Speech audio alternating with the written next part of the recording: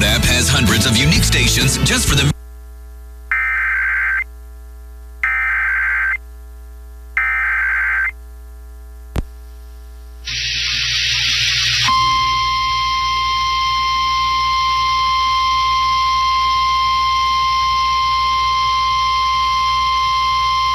The National Weather Service in Mount Holly, New Jersey has issued a tornado warning for East Central Sussex County in southern Delaware until 8:15 p.m.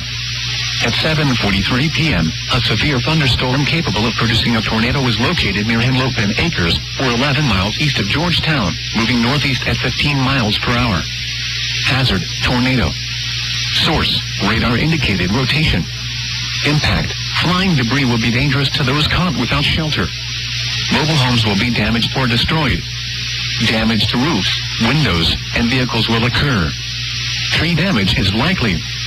Locations impacted include Henlopen Acres, Long Neck, and Dewey Beach. Take cover now.